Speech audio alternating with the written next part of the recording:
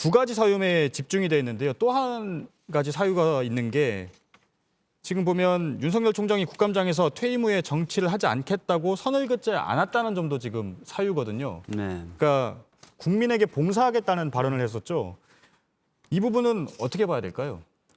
사실 이제 그 발언 관련돼서요. 저희 여당이든 야당이든 다 정치를 하겠다는 의미로 받아들였고 해석을 했습니다. 심지어 그 질문을 했었던 김도욱 간사님께서도 그런 대답을 할 줄 몰랐다. 이렇게 답변을 하실 정도였습니다. 인터뷰 도중에.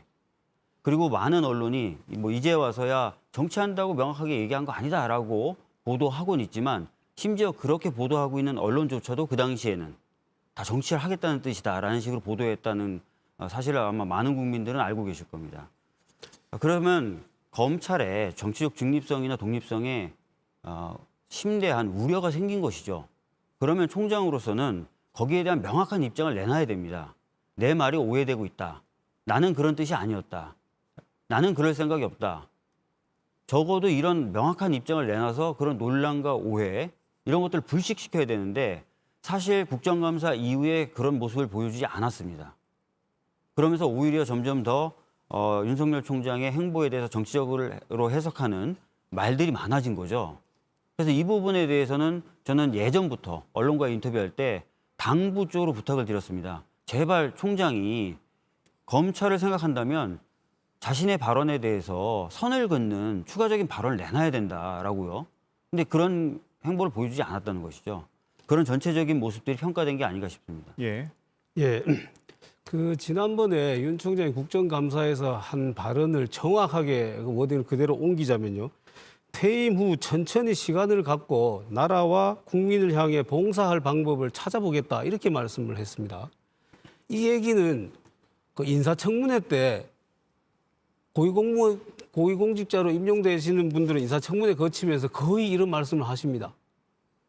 퇴임 후에 어떻게 하실 거냐 그러면 나라와 국가를 위해서 봉사할 방법을 찾겠다. 이게 흔한 말이거든요.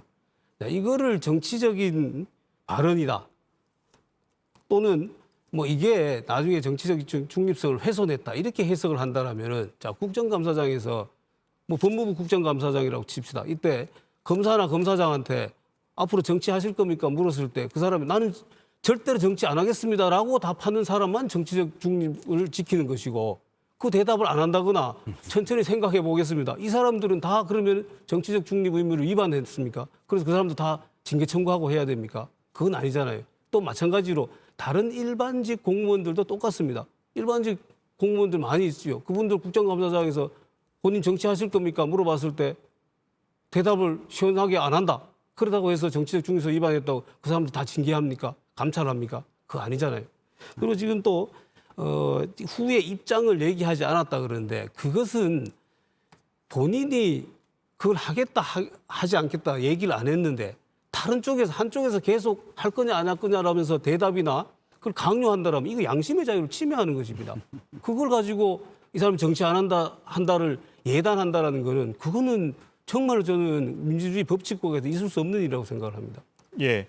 그 발언을 놓고 지금 뭐 해석은 다르신데요. 조금 더 깊게 들어가서 그 발언이 직무정지의 사유가 되는지 좀 가까이 가서 짚어보죠. 어떻게 보십니까? 제가 이제 아까 말씀드렸던 것처럼 검찰이라는 조직의 정치적 중립성과 독립성은 굉장히 중요합니다. 야당도 이 부분을 항상 강조해 왔기 때문에 그 이유를 가지고 법무부 장관에 대해서 많은 비판을 내놨던 것이거든요.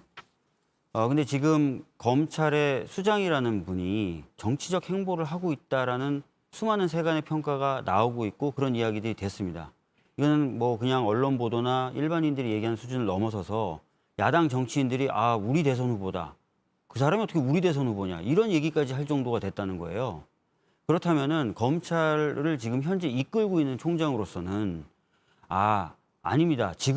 적어도 지금은 아무 생각이 없습니다 정도라도 이야기를 해서 그런 흐름에 명백한 선을 좀 그어줄 필요가 있습니다. 왜냐하면 검찰 조직의 전체의 어떤 움직임 또는 검찰 조직이 내놓는 수사 결과에 대한 어떤 평가 이런 부분에 있어서 정치적인 중립성에 대해서 오해를 받을 수 있기 때문이에요. 그래서 아까도 말씀드렸던 대로 저뿐만 아니라 많은 정치인들이 그렇게 하지 않았으면 좋겠다라고 뭐 언론이나 이런 걸 통해서 많은 얘기를 했었던 겁니다. 그러나 아까도 말씀드렸던 것처럼 전혀 이제 그런 것들에 대해서 선을 긋는 모습은 안 보여줬죠. 그래서 사유가 된다라는 입장이신 그러니까 거죠. 정치적으로 검찰의 중립성이 오해받을 수 있는 처신을 한 거죠. 총장으로서 그럼 해야 될 만한 부분을 하지 못한 것 또는 일부러 하지 않은 것이 되기 때문에 이 부분도 역시 저는 문제 제기가 될 만한 부분이라고 생각합니다. 예.